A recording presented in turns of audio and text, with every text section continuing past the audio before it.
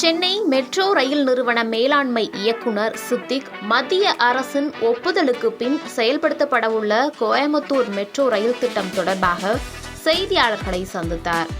அப்போது பேசியவர், கோவை மாநகராட்சியில் 34.8 கிலோமீட்டர் தொலைவிற்கு 2 வழித்தடங்களில் 32 நிலையங்கள் கொண்ட மெட்ரோ ரயில் திட்டத்திற்கான விரிவான திட்ட அறிக்கையை சென்னை மெட்ரோ ரயில் நிறுவனம் மத்திய அரசிடம் சமர்ப்பித்துள்ளதாகவும், மத்திய அரசு கூடுதல் விவரங்கள் கேட்டதை அடுத்து அந்த விவரங்களும் மாநில அரசு மூலம் மத்திய அரசிடம் தரப்பட்டுள்ளதாகவும் கூறினார்.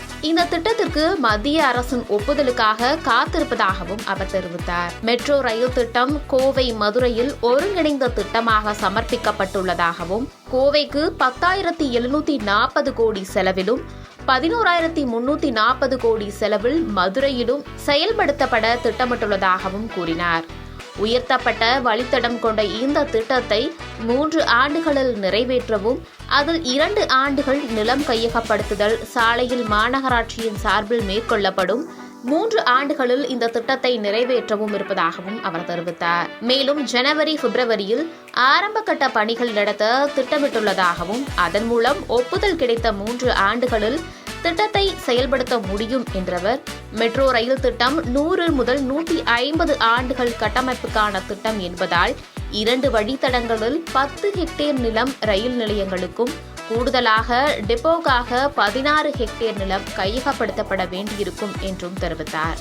கட்டிடங்கள் இருந்தாலும் ஆயிரக்கணக்கான கோடி திட்டம் என்பதால் தேவையான நிலம் கையகப்படுத்தப்படும் என்றும் தெரிவித்தார்.